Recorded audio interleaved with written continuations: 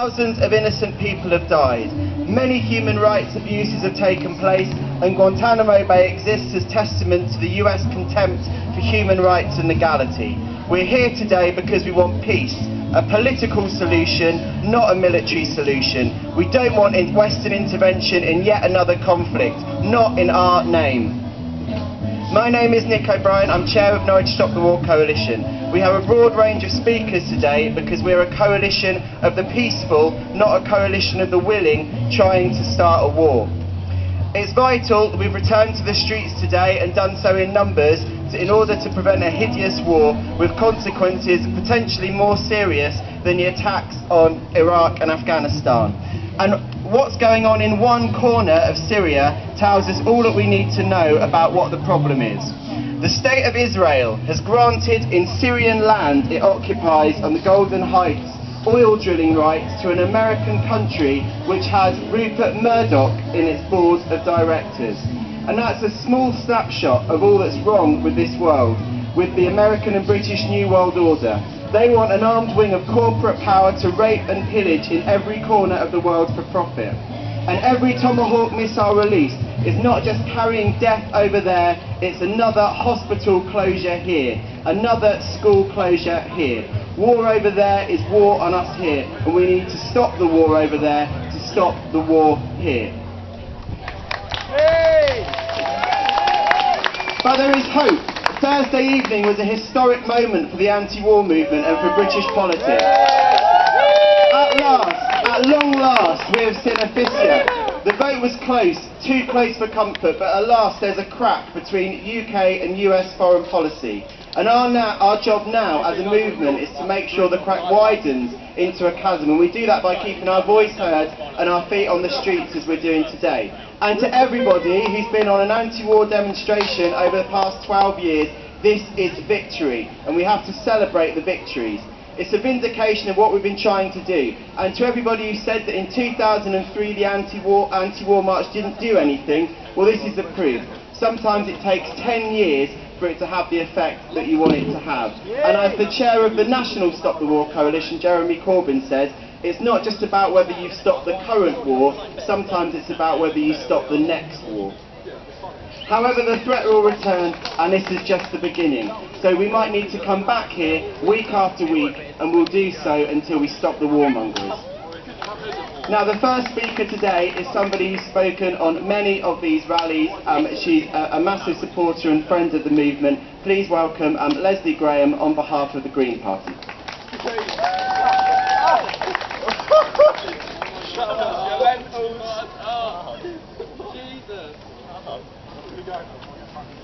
Thank you. I was expecting to come in mourning today, but instead I'm celebrating, albeit a little bit cautiously, because I celebrated in 1997, and then we got Iraq and all its horrendous consequences. Some people are trying to spin an attack on Syria as a humanitarian act. I'm trying to spin those of us who oppose it as not caring about the victims of the conflict. How dare Cameron say that? And we're not going to let him get away with it. I don't very often quote Tory MPs, but even Tory Sarah Wollaston and 29 others could see that an attack on Syria would not be humanitarian, and it would probably not be legal. The language of intervention, assuming to be military intervention, subverts compassionate action by letting us think that only military might counts. It ignores the possibility of actions that aren't military, but are not less effective for that. Green MP Caroline Lucas tabled an amendment, supported by more progressive Labour MPs, talking for raising our game on humanitarian aid and providing medical care and supporting the hundreds of thousands of refugees and the 8 million people in need of care as a result of the conflict. These efforts are severely hampered not only by lack of money, but by lack of credibility caused by Western governments using the language of humanitarianism to justify military atrocities. Of course we must respond to atrocities, whoever the perpetrator is and whoever their victims are.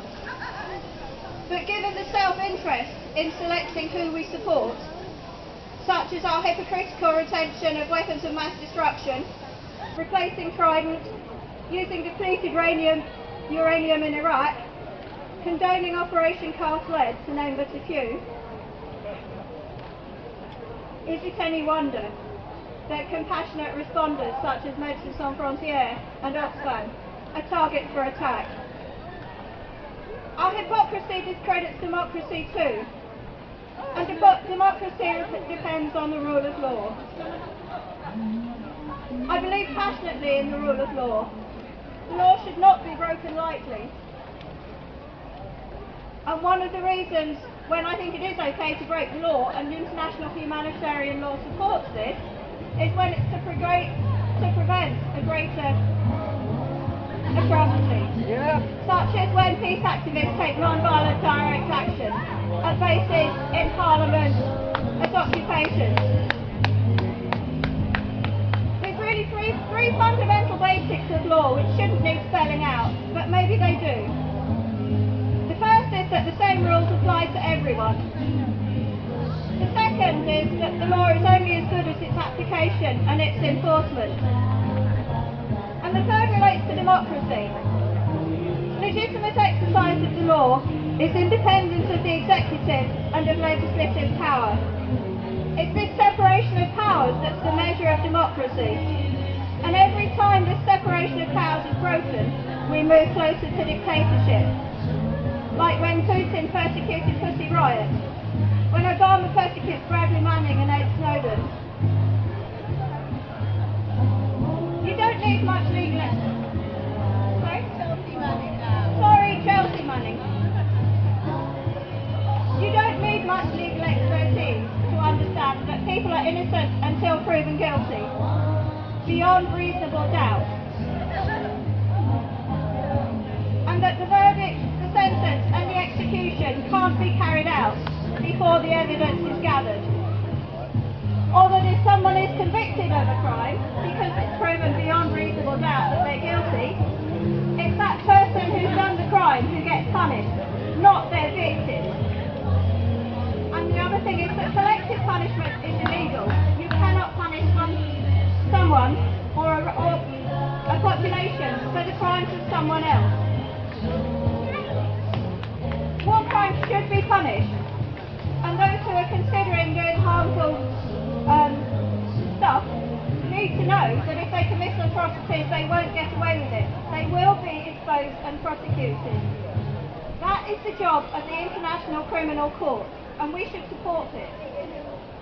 Sadly, again, the credibility of this court is diminished by its failure to investigate, never mind war criminals from wealthy countries like Bush and Blair and Netanyahu. For example, for depleted uranium and white phosphorus in Iraq.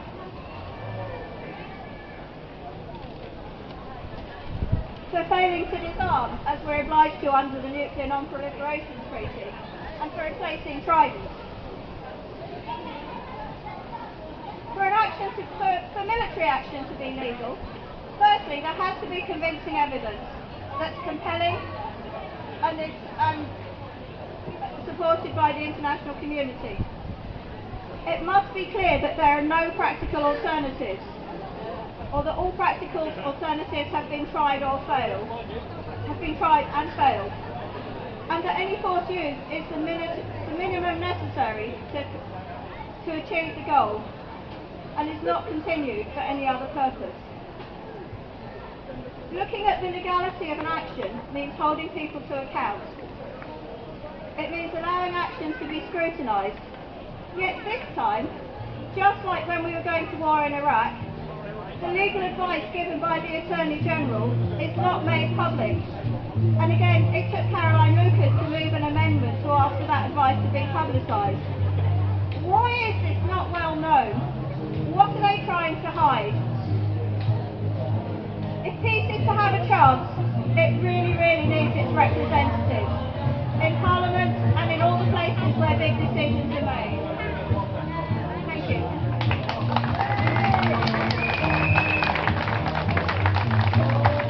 Thank you, Leslie. I mentioned in my introduction that we need to link very strongly the fight against what the coalition government are doing in terms of austerity with the anti-war movement, and I think with what happened on Thursday we can see that there's going to be a lot more pressure on Cameron, and I think that's a real positive step forward, whilst at the same time acknowledging, as Leslie said, that there are people even in the Tory party who are opposed to this. Now, the next speaker is David Peel, and he's speaking on behalf of the Norwich and Norfolk People's Assembly, and the Stop the War Coalition has affiliated to the Norfolk People's Assembly. So please welcome David. Thank you, Nick. Thank you to Stop the War for inviting us to come and speak today.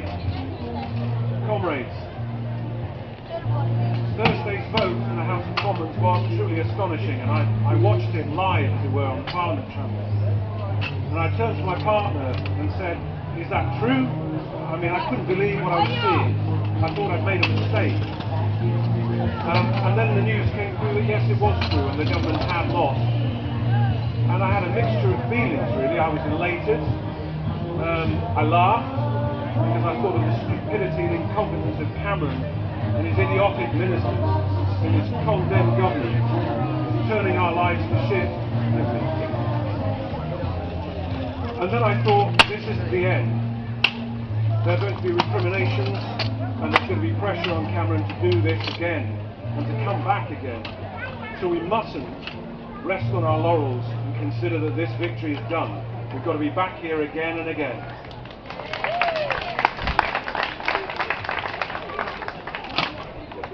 There's an old saying that war is politics by other means, and I agree with that. War is, if you like, the health of our capitalist system.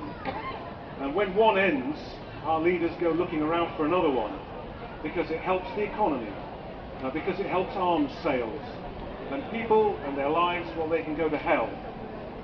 So I think it is strongly linked to what the government calls austerity, but what we all know are cuts. Cuts, pure and simple. Cuts in our hospitals, privatisation of our schools, the destruction of our welfare system, the demonisation of people on disability benefits, the demonisation of immigrants, and people here working hard for our communities. We're fighting on all these fronts, and I think we've realised at long last that we can't just keep running around like headless chickens, taking on the government each time they announce something new and appalling, which, to be honest, they do every single morning. So we're getting together and organising something called the People's Assembly, the Norfolk People's Assembly. It grows out of a meeting that took place in June in London, called the National People's Assembly, which was attended by 4,000 delegates. All of them came back to their regions and their towns and their cities with one thing in mind: to set up local people's assemblies, where we can get people together, fighting campaigns across the whole spectrum, including against war, and so that we can take the fight for the people that matter, the government. Because, to be honest, if we don't, we will lose in a generation everything that our grandparents and our parents fought so hard to bring to us. Things like the National Health Service that we love and cherish, which has been slowly destroyed. I mean, I saw two statistics this week which frightened me. One is that inequality between children of different social classes is worse now than it has been for 40 years. Poverty in this country is growing. The second statistic I saw was from disabled people, who said that despite the success of the Paralympics, things for them are worse than they ever have been. And that's for one reason and one reason only.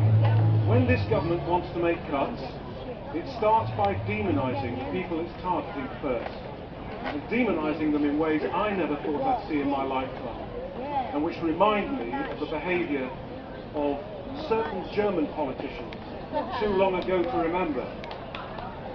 I don't ever want to see that happening, and I think it's time that we fought back, but fought back together.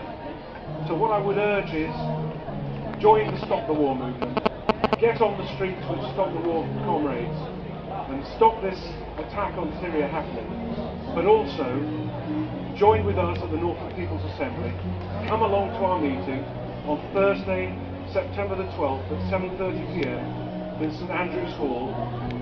And when you come to that meeting, get on the coach to Manchester and come with us on the 29th of September to the Tory Party conference, because in the House of Commons this week, David Cameron said he got it. He got the message on the war. Well, now it's time to get the message on the cuts. It's time for us to join together and to fight this government. It's time for us to get off our knees. Thank you.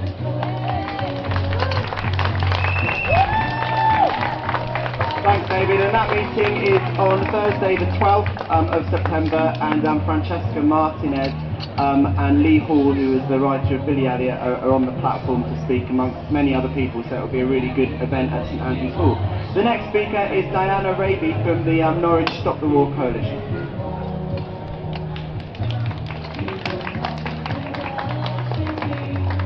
Well, yes indeed. The night before last, something quite remarkable happened in that big house in Westminster that contributes more than its fair share to global warming.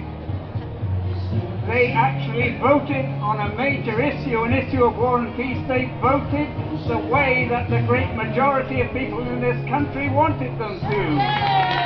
They voted against military action in Syria, which they should have done years ago in relation to Iraq and in relation to Afghanistan and Libya. But of course, we know that we cannot trust them to stick to this decision, and we cannot trust the government necessarily to stick to the decision not to conduct military action and not to support the United States in its apparent intention to go ahead anyway with an attack on Syria, which would have terrible consequences for Syria, for the entire region, and for the entire world. This is why we have to keep up the pressure, we have to be vigilant, and in this city, I was born and raised in this fine city. I recently returned after many years to live here again. In this city, which has a fine tradition of fighting for social justice and of supporting the rights of people to live in peace, the city which produced such fine women as Elizabeth Fry and Amelia Opie and Edith Cavell, in this city surely we can do better than to have two MPs in Simon Wright and Chloe Smith who voted in favour of the government motion. We have to send them a message very clearly that if they do not change their ways, if they do not listen to their constituents on issues like this, we will get rid of them in the next election and replace them with true representatives of the people of Norwich. And finally, I want to address these words not just to those of you right here who are already supporting this cause, who are already working with the Stop the War Coalition, but the other people out there who are walking past, enjoying the sunshine, shopping, going about their own business. We know that the great majority of those people agree with us. Everything indicates that opinion in this country is overwhelmingly against military action. But we have to say to everyone, yes, you can make a difference, you can do something. You can write to your MP, you can email them, you can phone their offices. You can let people know, let the MPs know, let the establishment know that we want a different kind of politics. We want a politics which will serve the interests of ordinary people and which will devote the resources of the state and the government to resolving our problems and not to going and creating problems in other countries which will only backfire on us and which will create more disaster and more conflict. Thank you.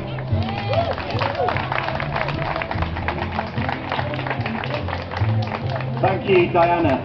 And yeah, just to talk about those figures, I think it was 9% of people that were in favour of ground troops and only 25% of people that were in favour of missiles. That's still too high, but goes to show the amount of support that we do have, and that's because of constant campaigning. Now, Thursday night was also notable for actually the Labour Party getting up and saying something, and I think it's about time, really. And but it was about time because we know that there are lots of people in the Labour Party who are very, very strongly anti-war and have been wanting their party to stand up like they did to a degree on Thursday night. And one of those people that always has been fighting for an end to war and is opposed to intervention in the Labour Party is Emma. So please welcome Emma Corlett. She's a Labour and Cooperative Councillor.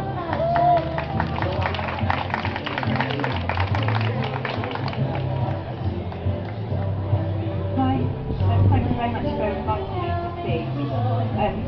No one is doubting that there is humanitarian crisis in Syria and the region, and that crimes against humanity and international law have been committed. Attempts to portray those of us against military intervention as somehow condoning the use of chemical weapons is nonsense. What is clear is that dropping bombs causing more civilian death and destruction and suffering is not the answer.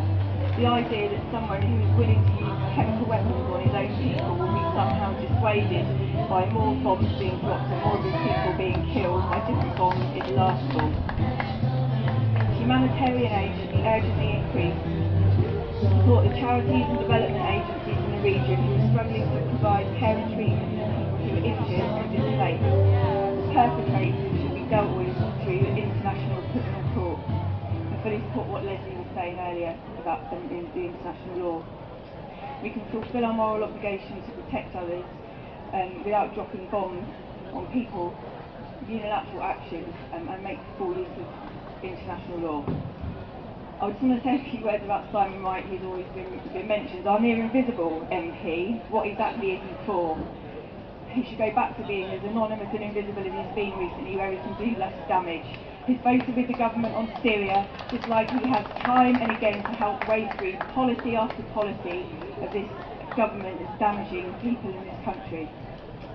I'm going to end doing something I thought I'd never do, or never be able to do, and that's end with a quote from Ed Miliband.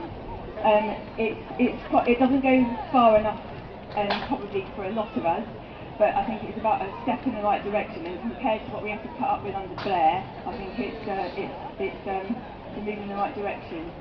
So he says, crucial decisions about our foreign policy should be made in a calm and measured way, working together with international institutions and in accordance with international law.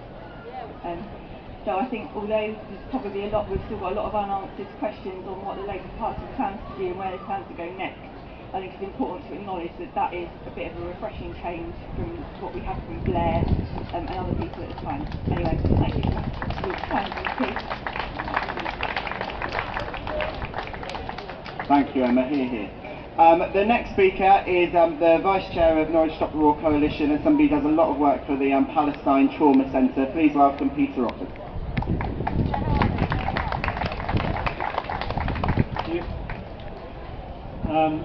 Thank you. I'm just reminded by the wonderful background music that we've got, which reminds you of the 1960s, how long the and of course with Americans' use of such terrible weapons as Agent Orange and napalm. So I think for Obama to stand on the ground, on a high moral ground in regard to use of chemical weapons is hypocritical in the least.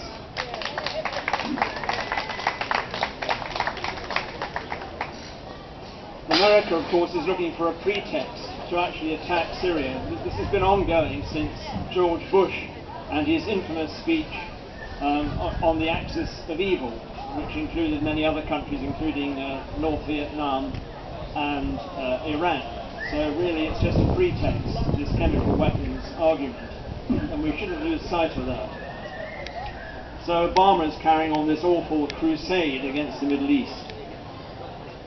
I'm not going to say a great deal more, as you know, that this country also has been involved, as other speakers have said, with the use of depleted uranium, for example, in southern Iraq, where there is a massive increase in leukemia and other cancers. I'm going to read a short statement out. It is extraordinary that a recent statement by leading historians and military experts on Tuesday simply pointed to the United States' long-standing and impeccable record of successful bombing campaigns over the last 60 years. The record shows clearly that in every instance since the Second World War in which the US government has launched strategic missile attacks on foreign soil, our military forces easily targeted enemy assailants with total precision, leaving no civilian casualties, collateral damage, or any long-term negative consequences for the affected country or the region. American foreign policy on international relations as a whole stands alone in that.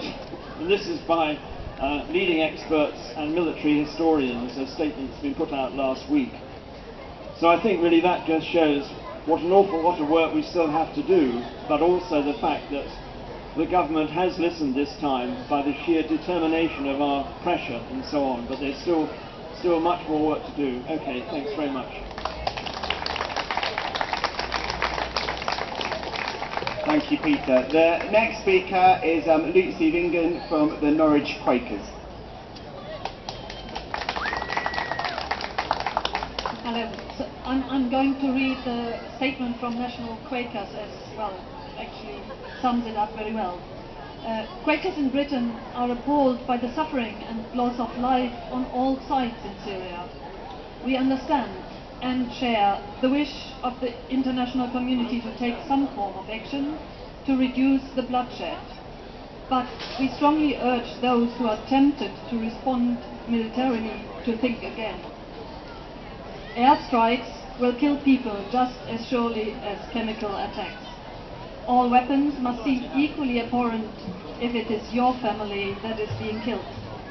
Punishment for use of specific kinds of weapons is no justification for further acts of war or for supplying yet more weapons. New participants in a war will breed new hatreds. Experience of other conflicts shows that supposedly simple or surgical military interventions usually become messy and hard to end. We are convinced that even when some kind of victory is claimed, the deep harm done by violence always outweighs the supposed benefits. We beg those in power to work with diligence through the United Nations and all diplomatic channels to bring peace nearer. We challenge them to use their resources and imaginations creatively. Please don't fall into the old trap of thinking that taking any action is bound to be better than doing nothing. Thank you. Thank you, Lucy, and I agree with Lucy and Emma that, I think that's one thing we need to really, really strongly push against, the idea that it's either military intervention or nothing. That seems to be the main thing that Cameron is using against us. Okay, we've got two more speakers, and the next speaker needs no introduction, a former Norwich North MP and somebody that always speaks at our events and many events over the city. Please welcome Ian Gibson. Thank you very much. Here we are again on a lovely sunny day. And I'm wondering why we're here, because this could have been sorted out a long time ago. In fact, I met a Labour MP who was on her way, an MP from Stockport, at a place called Castleacre near Swapham on Thursday at lunchtime. And I asked her what she thought about it all and how she was going to vote. She said, I'll just do as I'm told, of course, good loyal MP.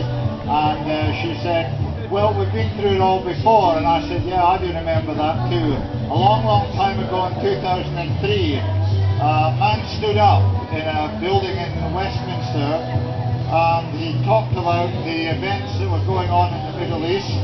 He talked about weapons of mass destruction that were lurking around every corner in parts of Iraq. He reminded us that there had been an event called 9/11. I never quite saw the relevance of that. That was the bombing in New York. I didn't know how that related to what was going on in Iraq, but it was always used as an excuse that we have to do something, which is a phrase you've heard, and you'll have heard the word terrorism. That's not been in on the agenda very much in the press recently, but it will be on it again. They'll be talking about having to do something because of terrorists around every corner. I mean, you lot are actually terrorists in some people's definition of it, and I'd be very careful and leave here in groups rather than go off singly, because you can never quite tell how you're going to be picked on. We were told that terrorism was a bigger problem than mad cow disease. I remember that very well. TB in cattle. Those were issues that we shouldn't really worry too much about. Terrorism was the thing. I never really knew what a terrorist was. I always remember Nelson Mandela being called a terrorist at one time. He turned out not too bad, really.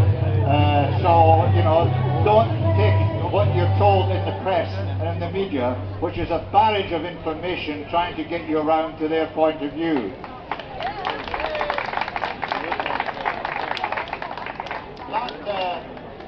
That man in 2003 talked to us about the need to do something about an evil man called Saddam Hussein.